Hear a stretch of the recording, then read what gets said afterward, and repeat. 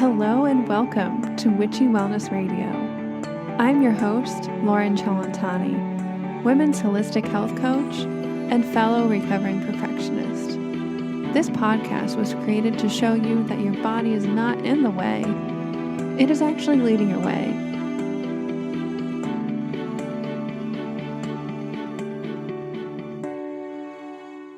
Hello, everybody. It's Loren here. It's been a little while since I've done a solo episode. I'm so excited to dive into this topic of coming to your edge. And before we get into this topic, I wanted to do a little recap on my own life, which I promise you ties in perfectly with this theme. So, a little backstory. This summer, we took a little bit of a break from Witchy Wellness Radio. I had some stuff that I wanted to do personally, professionally, and I learned a lot of different experiences, knowledge, techniques, so much that I can help teach and share with all of you.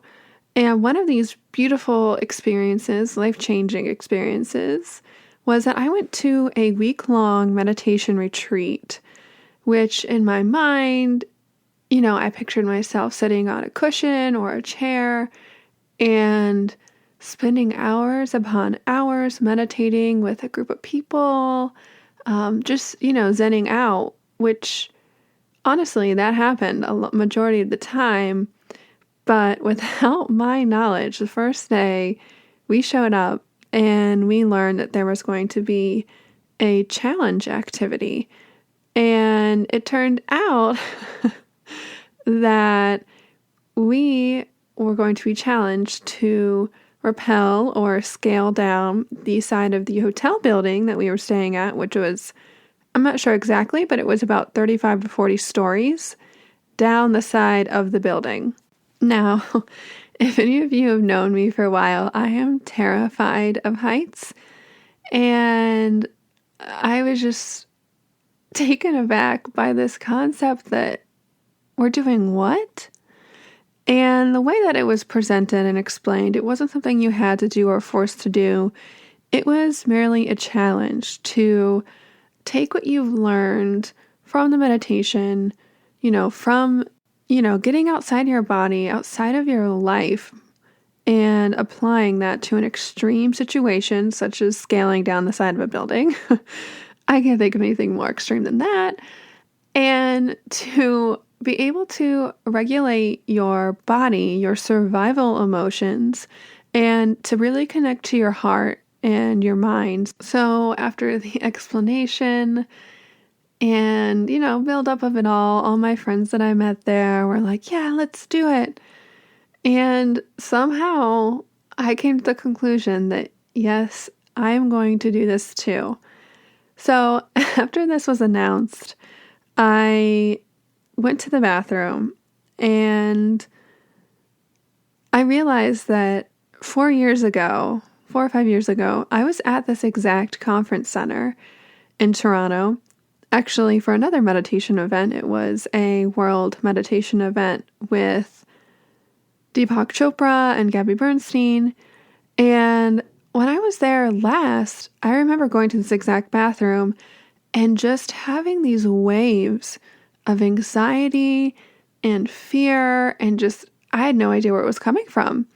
I was just there to meditate for world peace. I wasn't scaling the building at that time or anything, nor did I consciously know that's what I was going to be doing next time I got there. So flash forward to this year, after finding out this news, I'm in the bathroom and I just get the giggles. I can't stop laughing to the point where I'm crying. I think it's hilarious because no wonder last time I was here, I felt so scared because somehow my higher self, there is really no concept of time. It's constructed in our 3D reality.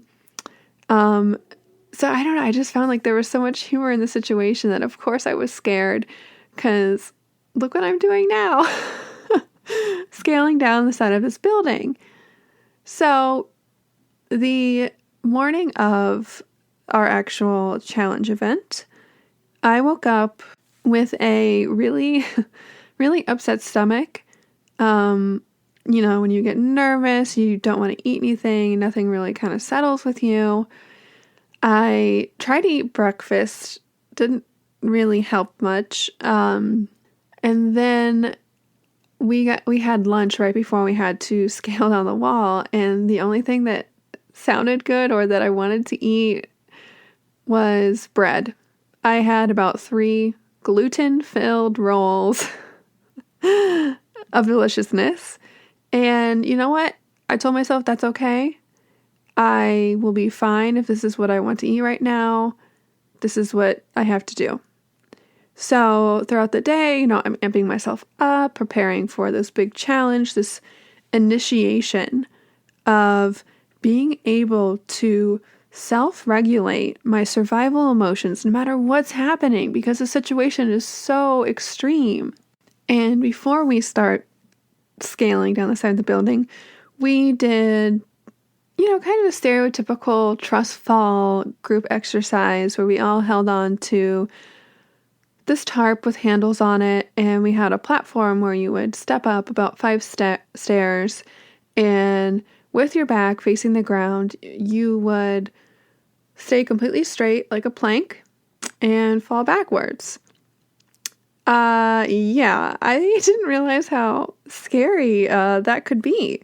So it was my turn to do this trust fall, and I get into this meditative state, even though it feels really awkward and pretty scary. Cross my arms over my chest, and the one thing I had to do, my one instruction, was to stay straight. Well, against my natural survival emotions, I started to lean back, and as I leaned back, my body took over, and my left leg just flailed straight up in the air, trying to catch myself, almost like a fetal position. And I realized at that point, even though I was in the present moment state, I was connected to my heart, I knew what was going on, but my body's natural survival instincts kicked in, literally kicked in. My leg kicked up. That no matter how prepared you are for a situation or anything in life, that your body is going to try to quote unquote protect you by these instinctual survival emotions such as like fear to help protect you. I mean, I think they get a bad rep and we're trying to work through these emotions, but our egos are constructed in these survival emotions to protect us. I know we have a sense of self, so we won't just go running out in the middle of a highway and get hit by a car. So I think that there's a time and place, but they're so deeply ingrained in our bodies, in our culture, in our brains. From an evolutionary perspective, they've been in there forever, millions of years, that this is the first time where we can actually consciously override those programs and start living from a heart-centered, present, aware state of being all of the time. So back to the story part of this, we get all of our gear hooked up, everything's safety checked about, 5 times, all the straps, the toggles, the ropes, I don't know what all the equipment's called. I have a helmet. And we start to, ride up in the elevator 35 plus stories up with, jam-packed like sardines in the elevator. And at that point, I started getting a little nervous. I started to breathe deeper, connect to my heart. I really expand my consciousness, and I calm down as the elevator's doors open. We walk across the floor to the top floor of the building. I'm getting my palms are getting sweaty right now. And we're in this holding area right inside the building, and we can see the top, where everybody is starting to climb down, and it's just this beautiful skyline over Toronto, and just the lake is just glistening, but we're 35 stories up, so you can see everything, and everything on the bottom looks so small, and it just, the fear, it kicked in, and all my friends were talking, excited, getting pumped up, And I just had to excuse myself for a few moments. And I kind of just went off in the corner, checked back in with myself, and continued that breathing to focus myself in this present moment, to connect to my heart, to expand at my consciousness to more than just these survival emotions, that everything is going to be okay. And more importantly, everything was okay at that moment. And that's what you have to focus on is right now, I am safe, I am whole, I am loved, and, nothing else really matters. So I did that as long as I possibly could because, you get all geared up and set up to go into this thing and it's like, hurry up and wait. So we were up there in this quote unquote holding area for, I don't know, like 15 or 20 minutes before you even started to walk out there. And right before it was my turn to walk out, a lady came back in because she wasn't able to start to climb down the wall. Once you got hooked up to the ropes on the edge of the building, you actually had a countdown of about 10 minutes. And if you didn't start climbing down the wall in 10 minutes, then, you basically had to give up because there were just so many people at this event. There was about 1,100 people, and I think well over 900 actually rappelled down the wall. Now, a lot of the people at this conference were, terminally ill or some type of physical thing that couldn't enable them to actually physically do this. So I think 900 people is quite a large majority. So this lady came back in, and it was like right after I came back to the group and I had calmed myself down. I was like, let's go. I can do this, pumped up, focused, ready to go. And she walks in, and then there's this wave of, oh crap. Like, that's a possibility. I could get out there and freeze. And at the exact moment she came back in, it was my turn to walk out. So I walked out very slowly, very hesitantly, and was kind of watching what was going on, watching my friend in front of me. She was going down the ropes in front of me, and man, she was a rock star. She just started climbing down right away, a big smile on her face. Nothing fazed her. So it really helped inspire me to see that I could do that too, even though my story didn't turn out like that, but we'll get to that in a second. And it was my turn to go up to the ropes. They started to hook me up to the rope as she was getting down to the ground. Whew, I didn't look completely down, but, it started hitting me again. And all I did was keep looking the instructor in the eyes, asking him to repeat in detail everything that I had to do. All the physical emotions, how everything worked, how to actually climb down this wall, because that was going to be my focus the entire time there, was just to really become that movement, become this practice of the physical movements of my hands, my legs, the gear, just completely focus on that so that everything else, like the fear, the anxiety, the emotional and physical manifestations of those feelings would just melt away. So at this point, I'm hooked up, my back is facing the ground, and my heels are over the edge. And if you remember from the earlier exercise with the trust fall, this is where I had little issues before. And I'm focused, I'm ready to go, I know what I'm supposed to be doing. And the instructor looks at me in the eyes and says, okay, in order to weigh you into the system so the ropes and the tension are, equal to how much you weigh, I'm going to need you to lean all the way back over a 35-story building and bring your arms out to a T. So a complete trust fall. Not fall, in your mind you think you're going to fall. So I had to lean all the way back. I looked him in the eye, straight in the eye back, and said, you have to be kidding me. There has to be something else.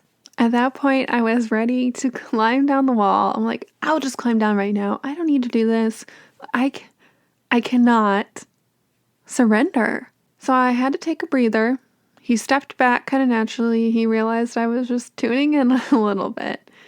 And I heard this different voice come in without any emotions. It started to say, "You've come this far. That lady didn't actually start climbing down the wall. This is pretty far. You've never would have done this before. You really, this is okay. You can quit. You can walk back inside, ride the elevator back down. No worries." Well, at that moment, I realized this voice coming in, and I shut that train down.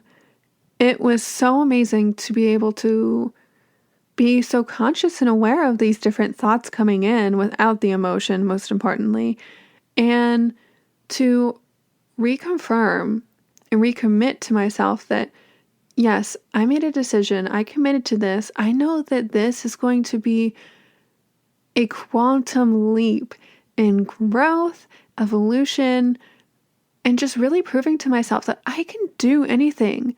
If I commit to it and stay focused and present, I can really do anything. And each one of you listening can do this too. I know you're probably thinking like, I would never do that in a million years. And that's what I did. I got the courage again to recommit that even though I was having these fearful or doubting thoughts, that actually empowered me to keep going, because I'm like, look, I'm so close to this edge, literally and figuratively, of breaking through. All of these survival programs are trying to convince me otherwise. It's surprising that contrast really sparked my fire again. So I came back to, asked him what I needed to do again. And I mean, guys, it wasn't beautiful. It was awkward. I leaned back and kind of like awkwardly flailed my arms out, and like it wasn't like a complete like T structured arm straight out. I was flailing like an awkward bird trying to fly for the first time. But I did it. Then it was time to start climbing down, and I started to feel and hear a little bit of those thoughts again. And he's just like, this is all you now. You know what to do. It took me a few minutes again because I was starting to try to convince myself otherwise. But I was just like, nope, I just gotta start. Because if I don't start and just do it, then I will never. So I started to climb down, one foot, one pull of the rope at a time. And oh my gosh, it was such an amazing experience. The entire time I was breathing deep, like Ujjayi breath, for all those yogis out there, that deep throat breathing to help me stay focused. And even though it was not a race, I definitely made my way down there as fast as I could. I never looked down, but I just looked completely straight forward at the building, which for the most part was huge hotel windows. And it was just kind of nice to look myself in the eye, calm myself down. Like every time I caught my eye, it was just a reassurance of, you got this. We're doing this. You're okay. It was just, it was a magical moment. I did it. And when I got to the ground, I never felt so alive. It was just such a deep sense of accomplishment. I was so proud of myself.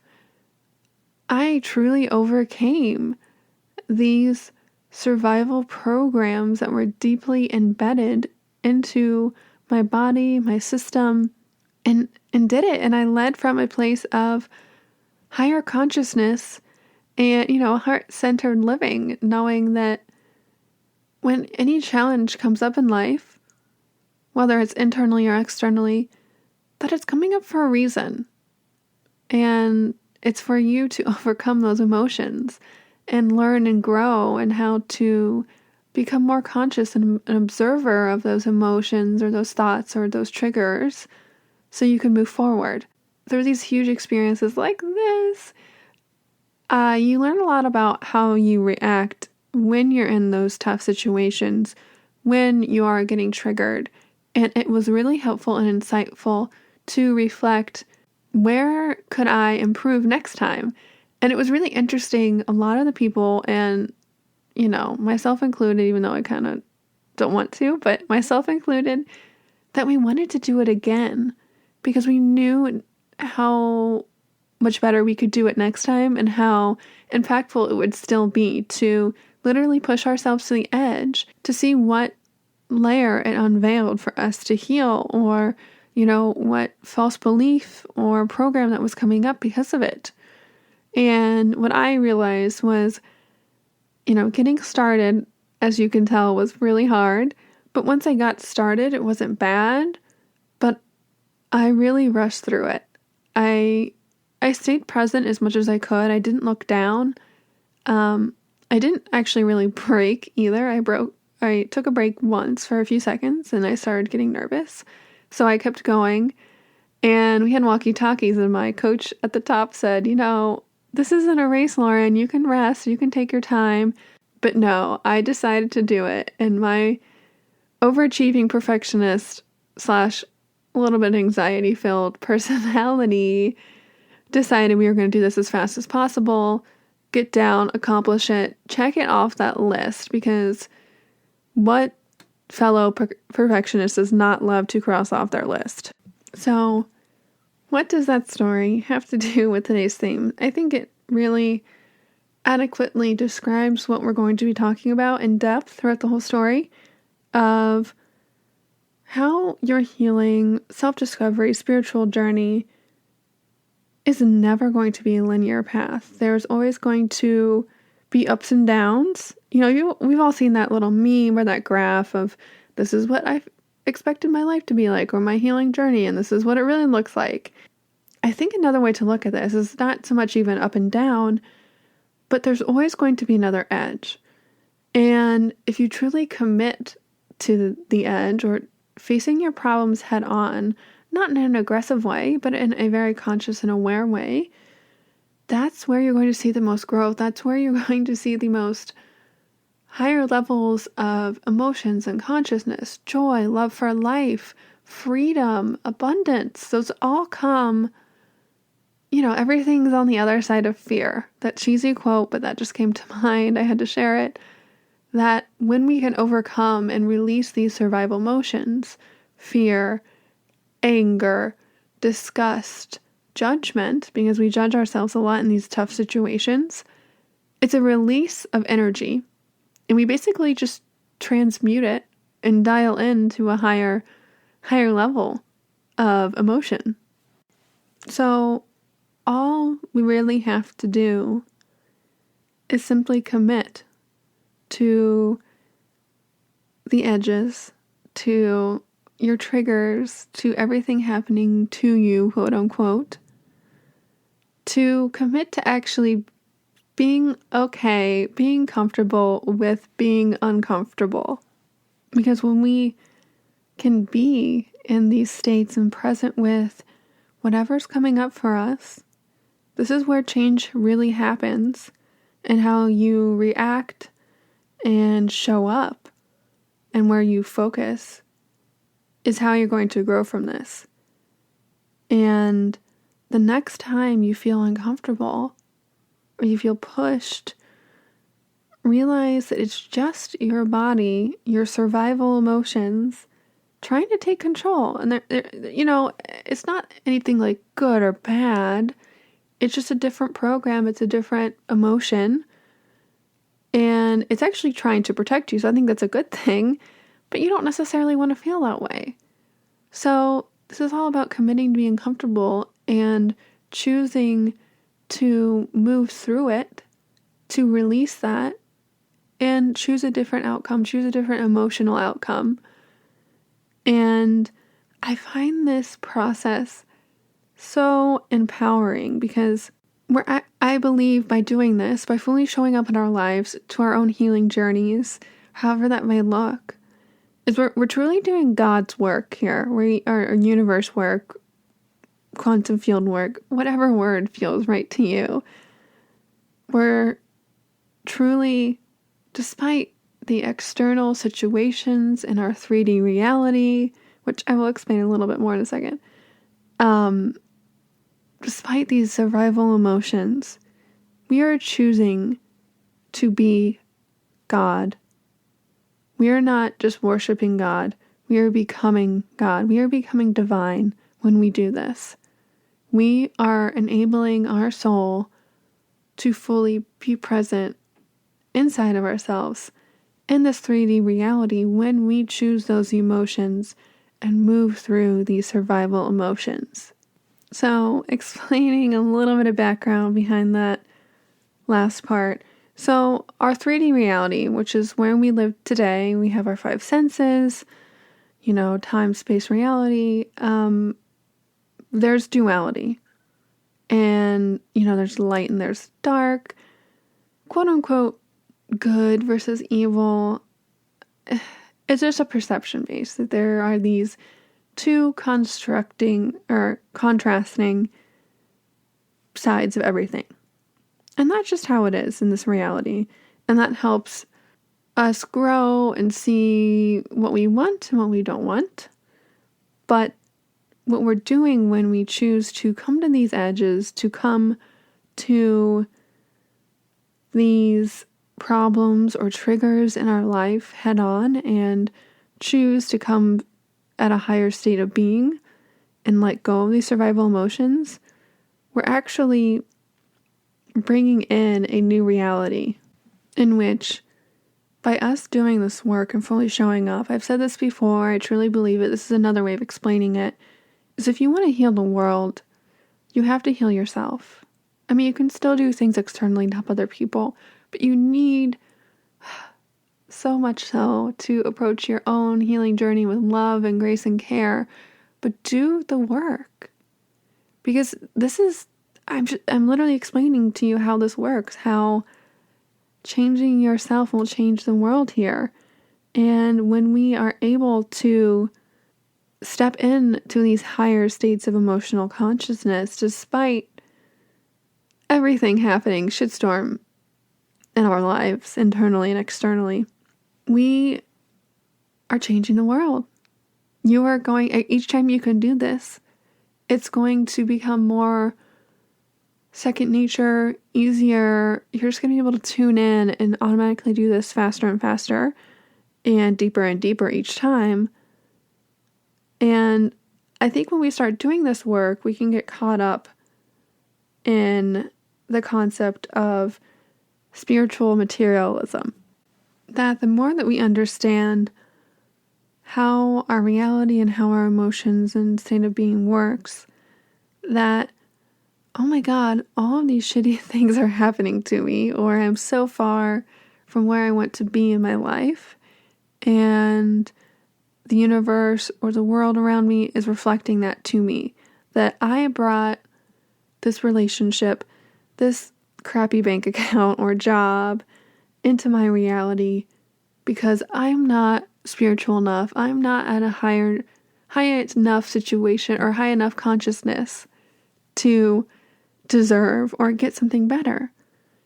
And I want you to step out of that reality. I've lived there before, of realizing that everything is actually going to happen for you. Stepping out of that conscious victimhood and into something more empowering and becoming that divine and realizing that there's always going to be a new edge. There's always going to be a new trigger. There's always going to be the feeling of, when it rains, it pours.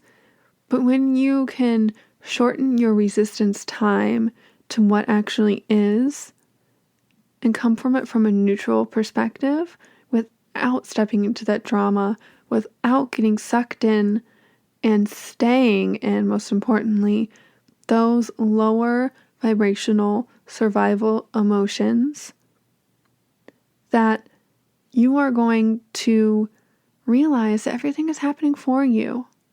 And you're going to tell the universe, bring it on. Whatever challenge, whatever trigger, whatever program, whatever edge I need to work through, bring it on, because I know how powerful, how loving, how expansive, how free I feel now that I know that I can move past that and transmute it into this higher state of being, because I can feel the difference. I can feel my power and my being and who I truly know that I am. I am not truly this reality, this personality, this 3D world.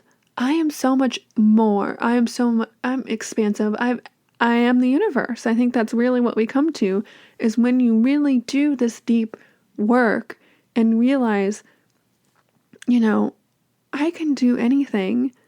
You connect closer to that concept of unity consciousness. And honestly, all this is a choice. You have the choice, and you have the divine power to view anything and everything as neutral or good or bad. And when you could come to these quote unquote negative experiences from a neutral perspective and still do the work and still take actions in this reality to help, but not let it affect you, realizing that there's something bigger and better coming your way, that this reality is everything, it's just a test. All of these triggers, these edges, these problems that come into your life are testing you. How committed are you, to your divinity, to your process, to your healing? And it's not out of a test of judgment or wrath from this higher being outside of you.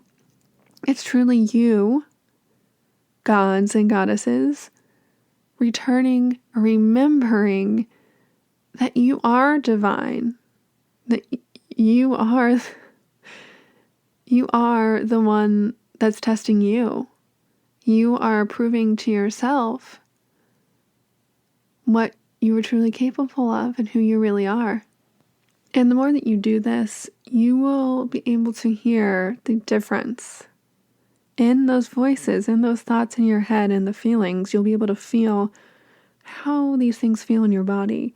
And it's so exciting that you can have effect on it. You can control this barking dog inside of you, this ego structure, these fear-based thoughts, survival emotions, whatever you want to call it, and acknowledge its presence. I'm not saying, stuff it down and never feel that way again. This is not in any which way what I'm saying.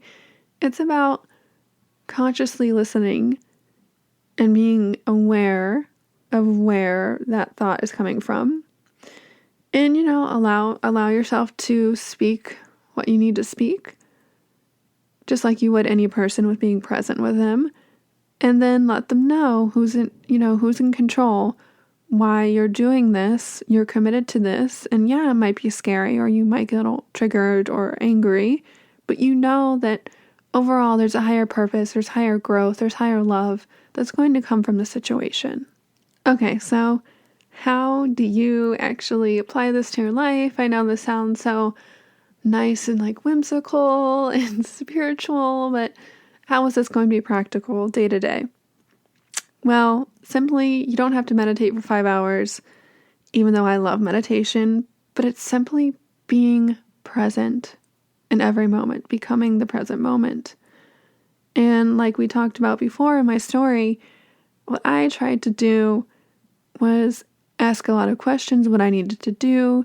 So when I got into climbing down that wall, I was completely aware, comfortable, and in that moment knew what I needed to do and just did it. And when you can stay in the present moment and anchor yourself there, not feeling guilty about what you should or shouldn't have done in the past or worrying about the future, you are able to truly vaporize any emotions, any patterns, any triggers that you've had, quote unquote, your entire life. That, you can do a lot of this internal work, and I've been here myself, where you've done this quote unquote shadow work and even a lot of inner child work, and you find some of the possible origins of these problems in your life that you want to heal. But it's almost like blaming that situation, the upbringing or the training or another person for your problems. And you're like, well, I'm this way because of this. That's fine if you want to stay there, but that's not my cup of tea. I want to change. I want to be joy and love and expansiveness, and not just stuck in this story that I know how everything's going to just play out, because that's how it's always been. I want to step into the beauty of the unknown and surprise myself. And you know what? Leave room for the universe or God to surprise you in a way that you least expect. And the key is just to always train yourself to become aware of what voice is coming in. And am I staying present? Am I starting to panically plan my next 5 years of my life down to every detail? I mean, I've done that before, and I've talked to my friends who've done that before, and at the time, sounded like a great idea. Which I think it's great to have goals or a direction you want to move in. But what I have found is you need to leave room for the unexpected, for the magical to happen. Because when you are just so stuck in this single-minded focus on, for example, getting a black chair, and this beautiful, gorgeous blue chair comes into your life. And even though it's not what you initially wanted or had your heart set to, it actually turns out to be even better than what you wanted, and it's what you actually needed. But if you are so focused on the specific detail of that black chair, you won't realize that. You will not be aware and conscious enough in that present moment because you're so focused on that tunnel vision, on that specific vision of the black chair. And this is so important. This is why that I teach to ask yourself any goal you're having, any change you want to make in your life, of what's the emotion or feeling behind that goal? Why do I want to feel that way? And simply set that goal aside and focus short-term, long-term, daily, but most importantly, moment to moment, on bringing that feeling in to your life. Because that's all what this episode's about, going to your edge. It's about choosing those higher emotions, those end goal emotions that you set for yourself, despite the external and the emotional circumstances. That even though the atmosphere is having some rocky conditions, you are able to fly through that with grace and with ease. And yeah, it's going to be tough. Yeah, it's going to trigger you, but it's a practice, just like anything else in life, where we have to give ourselves grace, give ourselves patience, give ourselves some compassion when we're trying to move through a tough time, but realize that this tough time is only here to serve us, for us to remember who we really are, for us to feel who we really are, and that all human suffering is simply just the resistance to what is. And when you can shorten your resistance to what actually is, and just see it for what it is, oh, that's happening. Oh, that's happening. Oh, my car's on fire. I don't know, maybe that extreme, but oh, my bank account isn't where I want it to be. Or, oh, I don't have a worthy partner right now. That's okay. I'm going to observe those things and they're not going to affect my overall state of being. That the more that you do this work and you focus on those higher states of consciousness and emotions and move through, not push down, these survival instincts and gut responses, the more that they're going to fall away and the more that you're going to actually see in divine timing the things that you want to see come into your life. That by you being stuck in these lower emotions does not mean that you're manifesting a not worthy partner or not as much money as you want.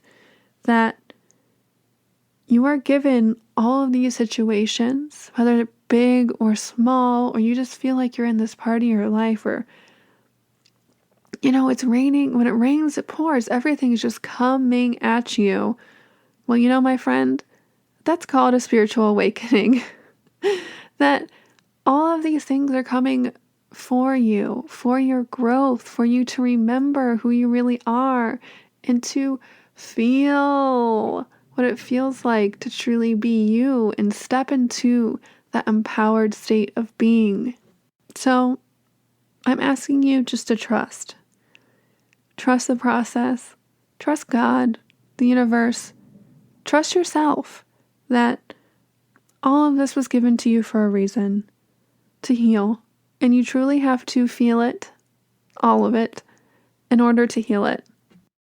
And look, some of these triggers or these edges are going to look like you going unconscious. It's not just you feeling an emotion, fear or anger or judgment. It could be you finding other behaviors like eating your emotions or social media where you just start to binge scroll because you don't want to actually face the issue head on. It can look like coming up as a different symptom or a different venue, or you trying to externally ignore or mute what's really going on. So it's really important for you just to stay present. And when you feel yourself getting these urges or these cravings to do something that you normally don't want to do, when something comes up, just take a pause and ask, what's really going on? And lastly, I wanted to kind of give you guys a little tool besides being present moment to moment that you can practice daily. It's only going to take a few minutes. You can do it internally. You can write about it. But before you go to bed, before you fall asleep at night, at the end of the day, just simply ask, where did I fall off track? Where did I become unconscious, or where did I allow those survival emotions to take control? And how can I better be prepared for the next edge or the next day because of that knowledge? So, thank you all so much for listening. This topic has been so near and dear to my heart. I have been loving it so much lately and realizing that all these exciting things are happening, but at the same time, a lot of stuff's hitting the fan, and learning how to flow in and out of all of that with grace and ease and truly transmuting that into a higher being, into a higher state of consciousness. So thank you so much again, and I look forward to talking to you guys next time. And remember, open up, surrender, trust, and let your body lead the way.